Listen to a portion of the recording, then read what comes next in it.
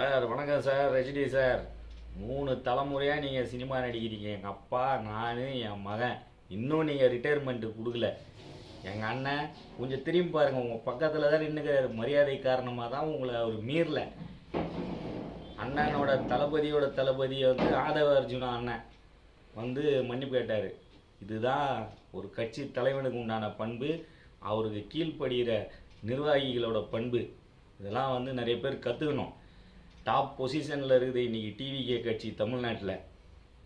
எந்த கட்சியிலையாவது இப்படி கேட்டிருப்பாங்களா? அவர் பார்க்காத பிரச்சனையா சினி ஃபீல்டில்? நீங்கள் யாருக்கோ தானே சப்போர்ட் பண்ணீங்க, இவருக்கு என்னையும் நீங்கள் சப்போர்ட் பண்ணிக்கிறீங்க. ஒரு ஃபங்க்ஷனுக்கு போனீங்க, என் தலைவனை பின்னால் சீட்டில் உட்கார வச்சிங்க. கூட்டம் பார்த்தா பிச்சு இருந்தது. அவர் ஒய்ஃபோடு உட்காந்தாரு 2வது சீட்டில் கம்முன்னு.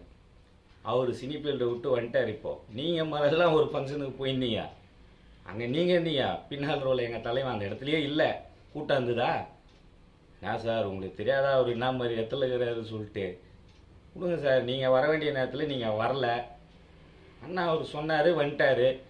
இல்லை உங்களுக்கு என்ன பிரச்சனை இருக்குதுன்னு எனக்கு ஒன்றுமே புரியல. தப்பு சார், அப்படிலாம் சொல்லாதீங்க.